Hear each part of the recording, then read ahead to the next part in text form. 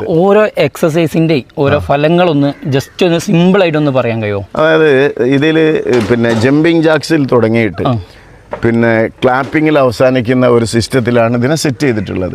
Jumping jacks എന്ന് പറഞ്ഞാൽ പ്ലയോമെട്രിക് എക്സസൈസാണ്.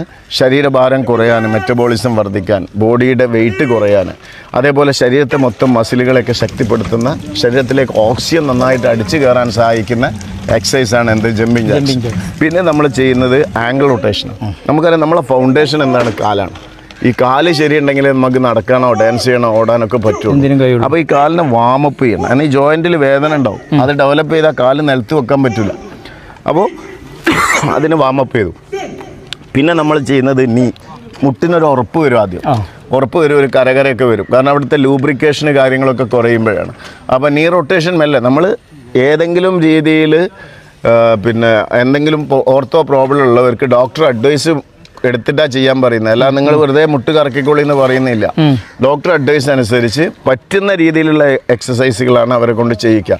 പതിയെ പതിയെ മുട്ടിൽ ലൂബ്രിക്കേഷൻ വന്നാൽ മുറുക്കം കുറയും, ഫ്രീ ആവും. പിന്നീട് ഹിപ്പ്, നമുക്കറിയാം നമ്മൾ ഇരുന്ന് ജോലി ചെയ്യുന്ന അല്ലെങ്കിൽ ലോങ് ഡ്രൈവ് ചെയ്യുന്ന ആളുകളായിരിക്കും. പിന്നെ എപ്പോഴും ഇടുപ്പിനൊരു വേദന ഉണ്ടാവും, പ്രത്യേകിച്ച് 35 വയസ്സ് കഴിഞ്ഞാൽ തന്നെ ഒരു പിടുത്തം ഉണ്ടാവും. അപ്പോൾ ആ ഹിപ്പിനെ ശരിക്കും റൊട്ടേറ്റ് ചെയ്ത് അരക്കെട്ടിനെ ശക്തിപ്പെടുത്തും.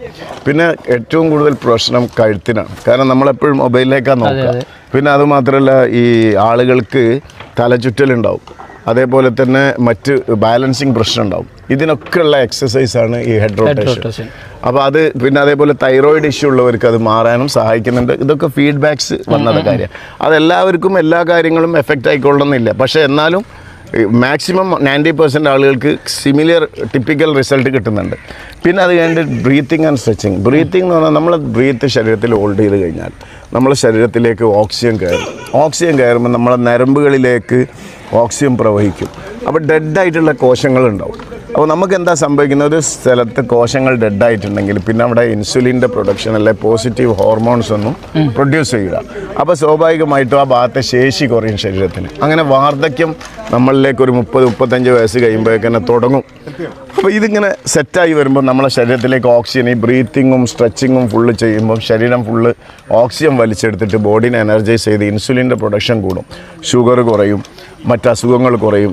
അങ്ങനെ അത് ആ എക്സസൈസ് കഴിഞ്ഞ് ബെൻഡിങ് എക്സസൈസ് ചെയ്യുമ്പോൾ വയറ് നന്നായിട്ട് ചുരുങ്ങാൻ, വയറ് വലിയൊരു വിഷയമാണ് ആളുകൾക്ക്. അപ്പോൾ വയറ് ചുരുങ്ങാനും ശരീരത്തിൻ്റെ മെറ്റബോളിസം വർദ്ധിക്കാൻ, അതേപോലെ തന്നെ മൊത്തത്തിൽ ബോഡി സ്പൈനലൊക്കെ സ്ട്രെച്ച് ചെയ്യുന്നു ബെൻഡിങ് എക്സസൈസുകൾ ചെയ്യുമ്പോൾ. ഈ ബെൻഡിങ് എക്സസൈസ് ചെയ്തതിന് ശേഷം പിന്നെ നമ്മളെ കാൽമുട്ടിനുള്ള പ്രശ്നമാണ് അധികം ആളുകൾക്കും. യൂറോപ്യൻ ക്ലോസറ്റിനെ കുറ്റം പറയും ആളുകൾ. പക്ഷേ നമ്മൾ നാടൻ ടോയ്ലറ്റ് ഉപയോഗിക്കാനോ ഇരിക്കാനോ ശ്രമിക്കുന്നില്ല എന്നുള്ളതാണ്. പിന്നെ നടക്കാനോ എക്സസൈസ് ചെയ്യുന്നുമില്ല. ഈ ടോയ്ലറ്റ് ഉപയോഗിക്കുന്ന യൂറോപ്യൻസിന് ഈ പ്രശ്നമില്ല. കാരണം അവർ എക്സസൈസ് ചെയ്യുന്നുണ്ട്, നമ്മൾ ആ എക്സസൈസ് ചെയ്യുന്നില്ല, അതിനെ കുറ്റം പറയുകയാണ്. അപ്പോൾ എന്താ വിഷയം എന്ന് വെച്ചാൽ ഈ മസിലുകൾ ലൂസാവും. മസിൽ ലൂസാകുമ്പോൾ നമ്മളെ ജോയിൻറ്റിലേക്ക് ലോഡ് വരും. അപ്പോൾ ചെറിയ കുട്ടികൾ കയറി ഇറങ്ങുന്ന പോലെ നമുക്ക് ഇറങ്ങിക്കയറാൻ പറ്റില്ല. വാർദ്ധക്യം കാലുകളിൽ നിന്നാണ് തുടങ്ങുന്നതെന്നാണ് പറയുന്നത്. അപ്പോൾ കാലിൻ്റെ മസിൽ ശക്തിപ്പെട്ട് ജോയിൻറ്റ് ശക്തിപ്പെടുന്നതോടുകൂടി നമുക്കെന്തായി ഈ ഇരിക്കാനും നിൽക്കാനും നടക്കാനൊക്കെ ഉള്ള ശേഷി വർദ്ധിക്കും. ഇരുന്ന് നിസ്കരിക്കുക, നാടൻ ടോയ്ലറ്റ് ഉപയോഗിക്കുക, ശക്തിപ്പെട്ടു. പിന്നെ അതിനുശേഷം ഈ വയറ് നമ്മൾ എക്സസൈസ് ചെയ്യും. കയ്യിൻ്റെ കഫ്, ഇവിടെയൊക്കെ ഇൻസുലിൻ പ്രൊഡ്യൂസ് ചെയ്യുന്ന സ്ഥലങ്ങൾ ടൈറ്റ് ചെയ്ത് പുള്ള് ചെയ്യുമ്പോൾ വയറൊന്ന് ഉള്ളിലേക്ക് പോകും, കൈമസിലുകളൊക്കെ ശക്തിപ്പെടും. പിന്നീട് നമ്മൾ ചെയ്യുന്ന അക്യുപ്രഷർ, പാൻക്രിയാസ്, ലിവർ, കിഡ്നി, ഇതിനെയൊക്കെ നമ്മൾ ഉത്തേജിപ്പിക്കും, സ്റ്റിമുലേറ്റ് ചെയ്യണം. അതായത് ഫിംഗർ ടിപ്പ് നമുക്കറിയാം, അതിന് ഒരുപാട് മർമാഗ്രഹങ്ങളാണ്. ഇതിനെ വെച്ചിട്ട് നമ്മൾ ശരിക്കും ഈ കൊഴുപ്പ് അലിച്ച് കളയും, മെറ്റബോളിസം വർദ്ധിക്കാൻ, കിഡ്നിൻ്റെയും ലിവറിൻ്റെയും പാൻക്രിയാസിൻ്റെയും ഫങ്ഷൻ കൂടാൻ സഹായിക്കും, കൊഴുപ്പ് അലിഞ്ഞു പോകും. പിന്നെ വൈബ്രേഷൻ എന്ന് പറഞ്ഞാൽ നമ്മൾ ഗ്യാസ്ട്രിക് പ്രോബ്ലം, ഡൈജഷൻ പ്രോബ്ലം ഉണ്ടാവും, ചിലവർക്ക് ദഹന പ്രശ്നങ്ങളുണ്ടാവും, മലബന്ധം ഉണ്ടാവും. ഇങ്ങനെ ആളുകൾക്കൊക്കെ ആ ഒരു വൈബ്രേഷൻ ചെല്ലുമ്പം ഈ മസിലുണ്ടായിട്ടാവും ഉള്ളിൽ ശരിക്കും അതിനെ ഒന്ന് സ്റ്റിമുലേറ്റ് ചെയ്യും. അത് വിറ്റ്നസ്സാണ് MLS ആരൊക്കെ പറഞ്ഞത്. അത് കഴിഞ്ഞ് ഈ എക്സസൈസൊക്കെ കഴിഞ്ഞതിന് ശേഷം പിന്നെ നമ്മൾ ടോ ജമ്പ് ചെയ്യും. ടോ ജമ്പ് ചെയ്യുന്ന സമയത്ത് കാലിൻ്റെ ടോയിൽ നമ്മൾ ഈ കാലിൻ്റെ മസിലുകളെ കംപ്ലീറ്റ് കല്ല് പോലെ, അത് കാല് സ്ട്രോങ് ആയി കഴിഞ്ഞാൽ നമുക്ക് ഫീൽ ചെയ്യില്ല. പിന്നെ അതോടൊപ്പം തന്നെ ഇത് നന്നായിട്ട് ഓർക്കും, ഇൻസുലിൻ്റെ പ്രൊഡക്ഷൻ കൂടും. അതോടൊപ്പം ലിവർ, പാൻക്രിയാസ്, പിന്നെ ലിവർ, കിഡ്നി, ഈ പ്രസ്സിങ്ങിൽ ഇത് ഉത്തേജിപ്പിക്കപ്പെടും. ലെഫ്റ്റ് ഹാൻഡിൽ ഉത്തേജിപ്പിക്കുമ്പോൾ ഹാർട്ടിന് പരിപോഷിപ്പിക്കും. അപ്പോൾ ഇത് രണ്ടും ഇങ്ങനെ ഫിംഗർ ഫുൾ ക്ലോസ് ഓപ്പൺ, അതോടൊപ്പം കാലം. അപ്പം ബോഡി മൊത്തം ആ ഒരു 125 ടൈംസ് ജമ്പ് ചെയ്യുമ്പോൾ സ്റ്റിമുലേറ്റായി, ആ ശരീരം സ്റ്റിമുലേറ്റ്. അപ്പോൾ നമ്മളെ ശരീരവും ബോഡി ഫിറ്റായി. പിന്നെ വേണ്ടത് മൈൻഡാണ്. നിങ്ങൾക്ക് ഇങ്ങോട്ട് രാവിലെ വരണമെങ്കിലോ ഏതൊരു കാര്യം ചെയ്യണമെന്ന് നമ്മൾ മൈൻഡ് നമ്മളെ കൺട്രോളിൽ വേണം, ഇല്ലെങ്കിൽ നമുക്ക് സാധ്യമല്ല. അപ്പോൾ നമ്മൾ ആ മൈൻഡിനെ ഏകാഗ്രമാക്കി നിർത്താൻ റിവേഴ്സ് കൗണ്ട് ചെയ്യുമ്പോൾ അൾഷിമേഴ്സ് പോലുള്ള മറവി രോഗം നമുക്ക് വന്നിട്ടുണ്ടോ, ഞാനിപ്പോൾ എന്തിനാ ഫോൺ എടുത്തത്, ആരെ വിളിക്കാനാണ് ഫോൺ എടുത്തത്, നമുക്ക് ഷോർട്ട് മെമ്മറീൻ്റെ പ്രശ്നം എല്ലാവരും അനുഭവിക്കുന്ന കാലമാണ്. അപ്പോൾ നമുക്ക് ഈ മൈൻഡ് റീകോൾ ചെയ്യാനാണ് നമ്മൾ ഈ റിവേഴ്സ് കൗണ്ട് ഉപയോഗിക്കുന്നത്. അതോടൊപ്പം മനസ്സിന് ഏകാഗ്രമാവാൻ, പെട്ടെന്ന് ദേഷ്യം പിടിക്കാൻ, ചൂടാവാൻ. അപ്പോൾ 1 മിനിറ്റ് മനോനിയന്ത്രണം വന്നാൽ കോൺസെൻട്രേഷൻ കിട്ടും. പ്രാർത്ഥിക്കുന്നവർ പ്രാർത്ഥന തുടങ്ങുമ്പോൾ ഉണ്ടാകുന്ന മനസ്സ് പ്രാർത്ഥന കഴിഞ്ഞിട്ട് തിരിച്ചു വരിക. മനസ്സ് അമേരിക്കയിലൊക്കെ പോയി വരും. അപ്പോൾ മനസ്സിനെ അവിടെ തന്നെ നിർത്തണമെങ്കിൽ നമുക്കൊരു കൺട്രോൾ, മനസ്സിൻ്റെ മേലെ മാത്രമേ, മനസ്സാണ് ഏറ്റവും വലിയ മാജിക്.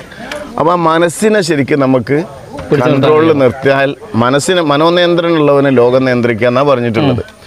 അപ്പോൾ ആ ഒരു മനോനിയന്ത്രണത്തിന് ഈ എക്സസൈസ്, അതായത് മെഡിറ്റേഷൻ ഉപകരിക്കും. മെഡിറ്റേഷനിൽ ബാക്ക്വേർഡാണ് റിവേഴ്സ് എണ്ണും, കണ്ണടച്ച് പിടിക്കും. പൂർണ്ണമായി കോൺസെൻട്രേറ്റ് ചെയ്യുന്ന സമയത്ത് നമ്മുടെ മനസ്സിൽ 60, 59, 58, 57 ആ നമ്പർ മാത്രം ഇങ്ങനെ കാണും. വേറെ ശ്രദ്ധയൊന്നും ഉണ്ടാവില്ല. പിന്നെ നമ്മളിതൊക്കെ ചെയ്ത് കഴിഞ്ഞ് നമ്മളെ മുഖത്ത് നോക്കുമ്പം പ്രായം കുറവ് തോന്നണ്ടേ, അതിനുള്ള ട്രിക്കാണ് ഫേസ് മസാജ്.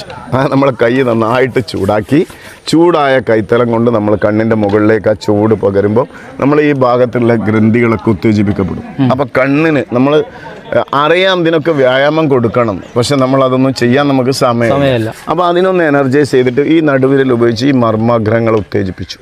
അപ്പോൾ ഇത് മൊത്തം സ്റ്റിമുലേറ്റായി.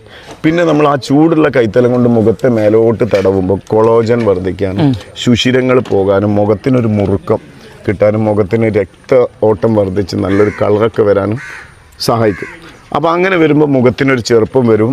മുഖത്തേക്ക് നോക്കിയാലും നിങ്ങൾക്ക് എന്ത് പറ്റിയെന്ന് ചോദിച്ചാൽ ഫേഷ്യലല്ല, മെക്സവൻ ആണെന്ന് പറയാൻ പറ്റും. പിന്നെ അത് കഴിഞ്ഞ് പിന്നെ ക്ലാപ്പിംഗ് ആണ്. ക്ലാപ്പിങ്ങിന് ഒരുപാട് ബെനിഫിറ്റ് ഉണ്ട്. ക്ലാപ്പിംഗ് നമുക്ക് എന്തുകൊണ്ടാണ് കൈയടിക്കാൻ തോന്നുന്നത് എന്നതിൽ തന്നെ ക്ലാപ്പിങ്ങിൻ്റെ സത്യം ഒളിഞ്ഞിരിക്കുന്നുണ്ട്. പ്രചോദനമാണ് ക്ലാപ്പിംഗ്. അപ്പോൾ നമ്മളിതിങ്ങനെ ക്ലാപ്പ് ചെയ്യുന്ന സമയത്ത് നമ്മളെ മനസ്സ് ഉത്തേജിപ്പിക്കപ്പെടും. മനസ്സിന് തോന്നുകയാണ് ഇവന് ഭയങ്കര സന്തോഷമുണ്ട്.